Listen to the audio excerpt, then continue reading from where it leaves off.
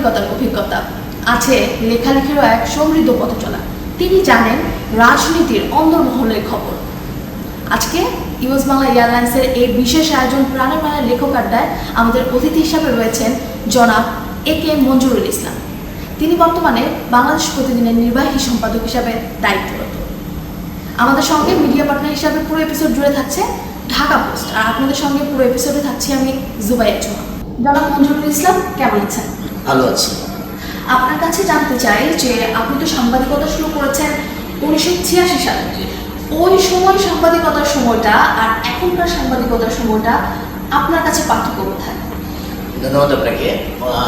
86 সালে আমি যখন সাংবাদিকতা শুরু করি তখন আমি বিশ্ববিদ্যালয়ের ছাত্র। সেই সময় সাংবাদিকতাটা ছিল প্রযুক্তি নির্ভর না। বিষয়টা এমন যদি বলি যে এখন আমি এক জায়গায় বসে আরেক জায়গার তথ্য আমি পেয়ে যেতে পারি বিভিন্নভাবে আমার তথ্য প্রযুক্তির কারণে, কিন্তু তখন ছিল আমাকে স্পট কভার করতে হতো। এখন অনেকেই একটা নিউজ করে 2-3 জনে ভাগ করে নেয় যে ঠিক আছে তোমার লিঙ্কটা আমাকে দিও, আমার লিঙ্কটা দিও। তখনকার সময় এটা ছিল না, তখন নেটে ছিল না। সাংবাদিকতা করতে হলে তখন আপনাকে স্পট কভার করতে হতো। জি। আর প্রত্যেকটা পত্রিকা অফিসে 2টা বা 3টার বেশি টেলিফোন ছিল না, নিউজ রুমে একটা টেলিফোন ছিল। কোথাও থেকে ফোন করে খবর নিতে হলে 10-12 জন রিপোর্টার অথবা সবার জন্য একটা টেলিফোন। ওই একটা টেলিফোনের সিরিয়াল পেতেও অনেক কষ্ট হতো। আর আমি যেহেতু একটা জুনিয়র ছিলাম, সুতরাং আমার জন্য তো ওই টেলিফোনটা পাওয়া আরও বেশি কষ্ট ছিল। তো সেই জায়গাটার এখন সাংবাদিকতা হয়ে গেছে প্রযুক্তি নির্ভর। রিপোর্টারদের মধ্যে এখন পরিশ্রমের জায়গাটা কম হয়ে গেছে, পরিশ্রমের চিন্তাটা কম হয়ে গেছে প্রযুক্তি নির্ভরতার কারণে। আর তখনকার সাংবাদিকতা ছিল পরিশ্রম করা, ফিজিক্যালি যাওয়া। এই জায়গাটায় ডিফারেন্স আছে, তবে দুই জায়গারই মজাটা আলাদা। এখন প্রযুক্তিকে যারা ব্যবহার করতে পারে তাদের কাছে তথ্য কিন্তু এখন ঘরের মধ্যে বসেই আমার স্মার্টফোনের মধ্যেই আমি তথ্য পেয়ে যেতে পারি আমার নিউজের ইনপুট দেওয়ার জন্য। তখন তথ্য পাওয়ার জন্য হয় লাইব্রেরিতে যেতে হতো, না হয় আর্কাইভে যেতে হতো।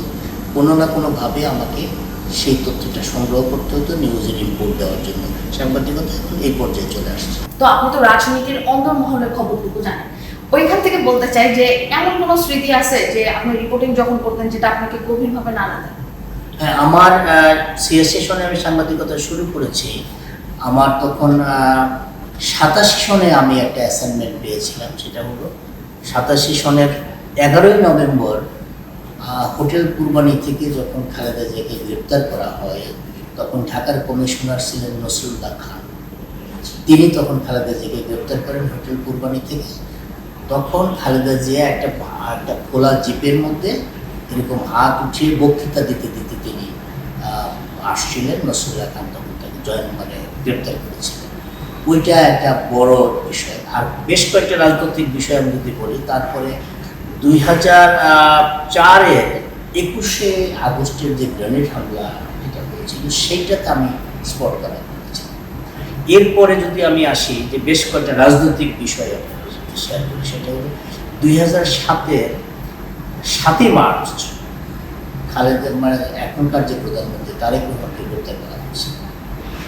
সেটাও আমার রাজনৈতিক জীবনের একটা দেখা একটা অংশ।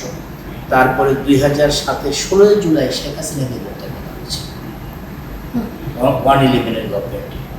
আর 2007-এর 3 সেপ্টেম্বর বেগম খালেদা জিয়াকে গ্রেপ্তার করা হয়েছে। এই যে কয়েকটা গ্রেপ্তার, রাজনৈতিক নেতাদেরকে গ্রেপ্তার, এই সবগুলো ঘটনার সময় আমি অ্যাসাইনমেন্টে ছিলাম, ওই কাজটা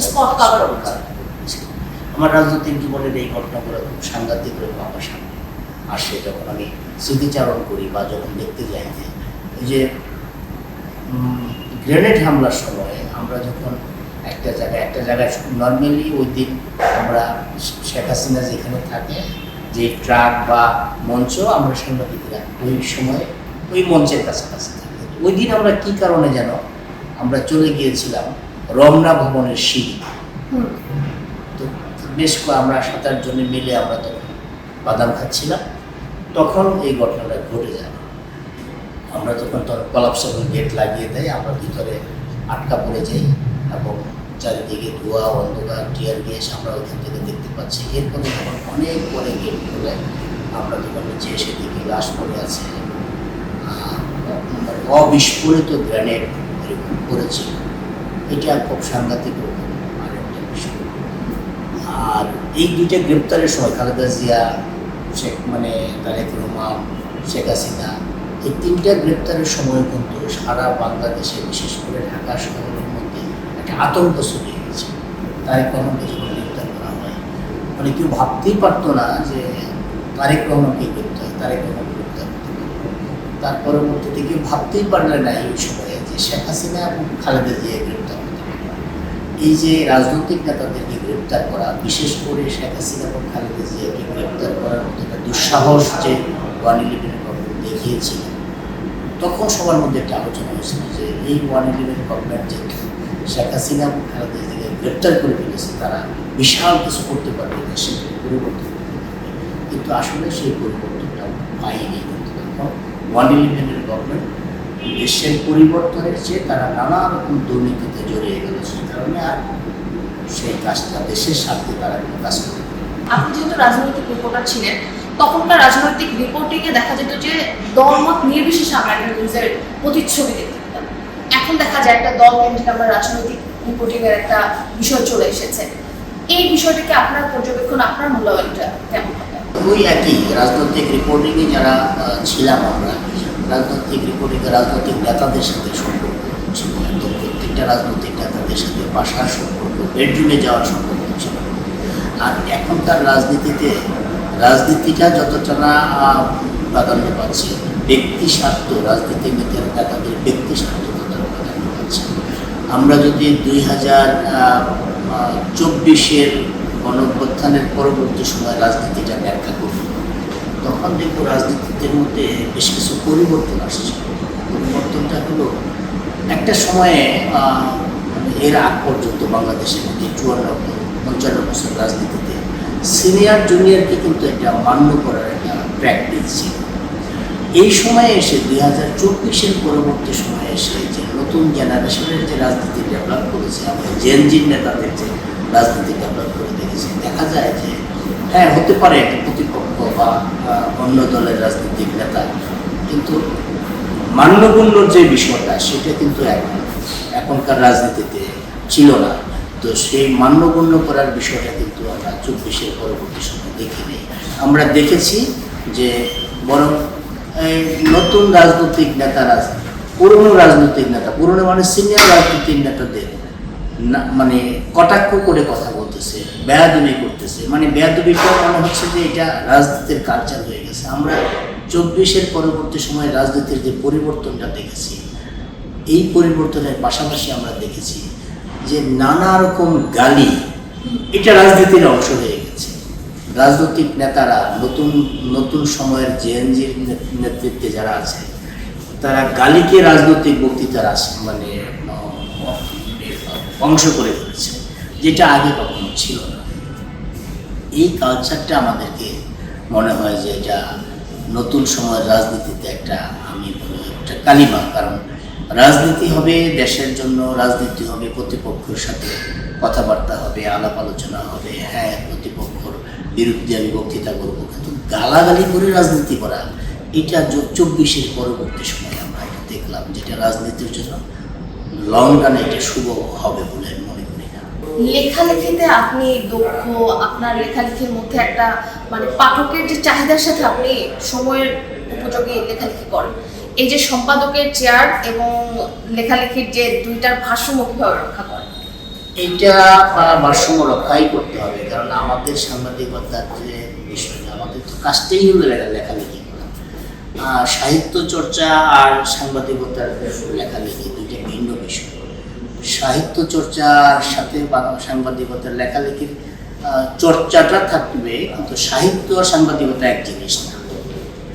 আমার যেমন প্রতি বৃহস্পতিবার একটা কলাম আমার যায়, সেটা কলামটা হলো সাম্প্রতিক সময়ের রাজনীতি নিয়ে, বিশ্ব রাজনীতি নিয়ে, সমাজ পরিবেশ সব মিলে আমার প্রতি সপ্তাহে একটা কলাম যায়।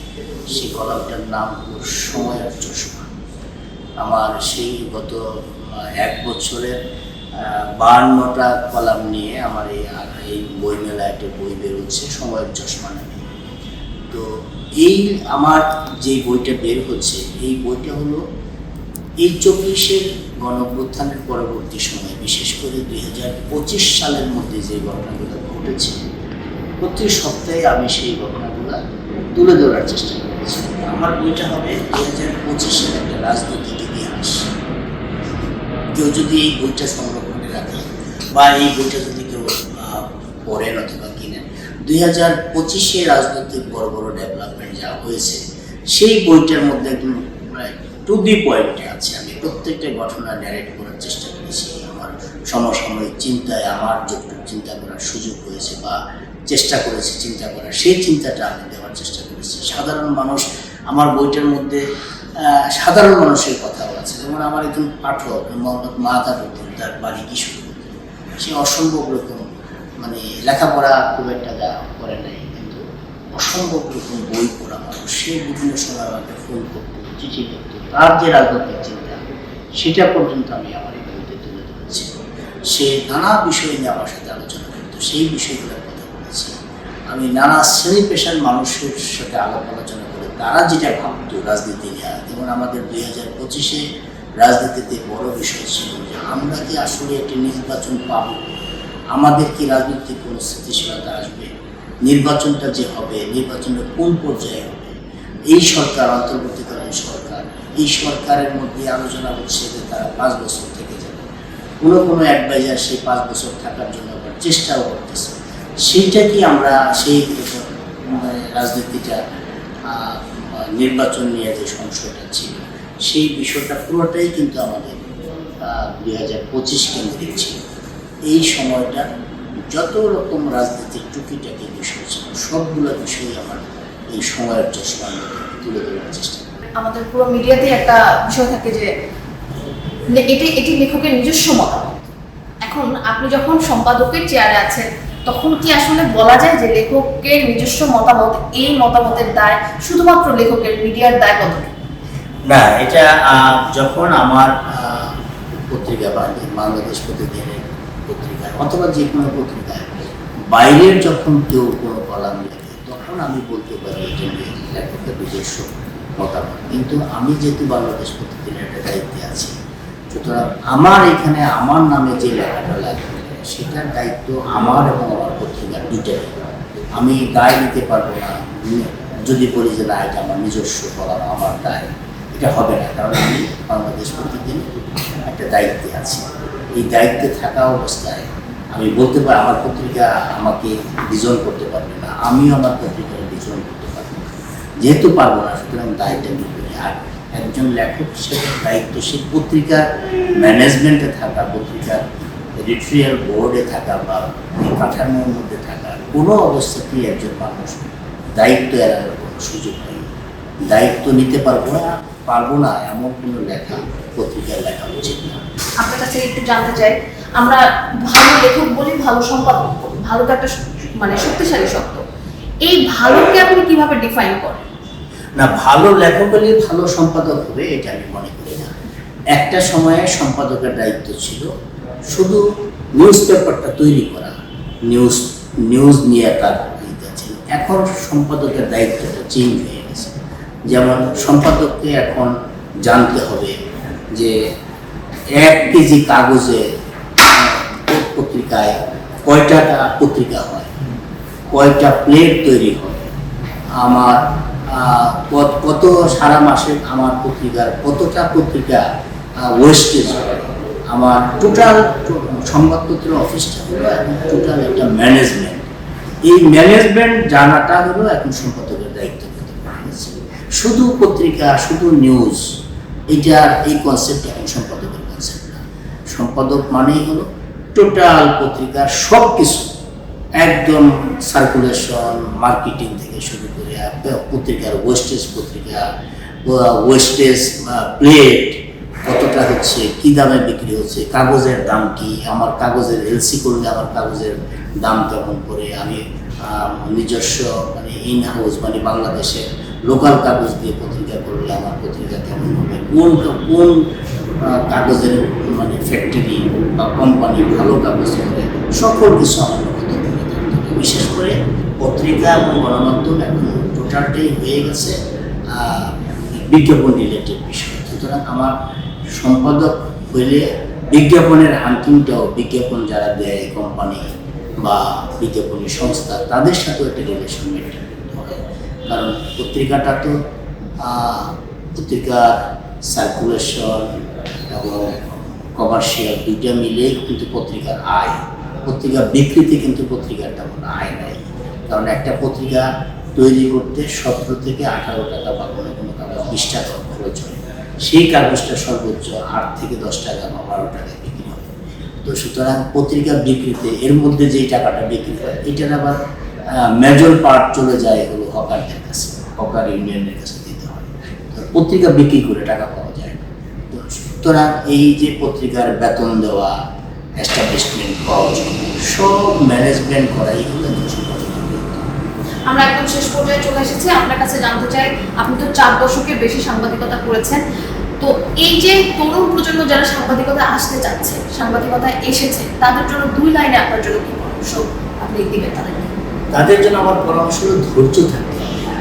সাংবাদিকতা হলো এটা শুধু একটা পেশা না, এটা হলো একটা প্যাশন, এটা একটা আগ্রহের জায়গা এবং এটাকে কী বলা যায়, এটা হলো একটা নেশার জায়গা। সুতরাং এখন সাংবাদিকতা শুরু করলাম, 5 বছরের মধ্যে আমি ধনী হয়ে যাব, গাড়ি বাড়ির মালিক হয়ে যাব, এই চিন্তা যারা করবে, যারা এই চিন্তার মানুষের সাংবাদিকতা না আসে উচিত। এখানে আসলে পরে মেধা, মনন এবং সাংস্কৃতিক যে চিন্তা, স্বাধীন চিন্তার মানসিকতা থাকতে হবে। আমি স্বাধীন চিন্তা করতে পারছি না, আমি নিজেকে তৈরি করতে পারতেছি না, আমি সমাজের সাথে আমার যে চিন্তা, আমার যে মেধার যে উন্নয়ন বা ডেভেলপমেন্ট যেটা করবো, সেটার সাথে যদি আমার পার্থক্য থাকে, আমি যদি ভাবতে না পারি আজকের দিনটা আমার গেল, আগামী দিনটা কী হতে পারে, এরকম চিন্তাটা যদি আমার প্রসারিত না থাকে, সেই মানুষগুলো সাংবাদিকতায় আসা উচিত না। যারা মনে করে যে না, এটা আমার নেশা, আমি এই জায়গাটায় আমার নিজেকে তৈরি করব, আমি সমাজের জন্য, দেশের জন্য কাজ করব। হ্যাঁ, সমাজের জন্য, দেশের জন্য বহু মানুষের কাজ করে। একটা রিক্সা পুলার যে কাজ করতেছে, সেও কিন্তু দেশের জন্য কাজ করতেছে, দেশের জন্য এই জন্য কাজ করতেছে, তার ইনকাম দিয়ে তার সংসার চলে, তার সংসারটা দিয়ে সংসার চলার পাশাপাশি সে সমাজের কিন্তু অন্য জায়গাও তার কিন্তু কন্ট্রিবিউশন আছে। প্রত্যেকটা মানুষেরই কিন্তু দেশের জন্য, সমাজের জন্য, পরিবারের জন্য কোনো না কোনো দায়বদ্ধতা থাকে। সাংবাদিকতাটা তো পুরোটাই হলো দেশের জন্য দায়বদ্ধ, দেশের মানুষের জন্য দায়বদ্ধ। দেশপ্রেমের যার মধ্যে না থাকবে, দেশের মানুষের প্রতি ভালোবাসা যার না থাকবে, দেশটার প্রতি যার ভালোবাসা না থাকবে, তার সাংবাদিকতায় আসা উচিত। দর্শক, আজকের এপিসোড এ পর্যন্তই। পরবর্তীতে ফিরব নতুন কোনো লেখকের সঙ্গে, নতুন পর্বে। সে পর্যন্ত ভালো থাকুন, সুস্থ থাকুন, চোখ রাখুন ঢাকা পোস্টে ফেসবুক পেজে। ইউএস বাংলা এয়ারলাইন্সকে ধন্যবাদ এরকম সাহিত্য আন্দোলনে আমাদেরকে সহযোগিতা করার জন্য।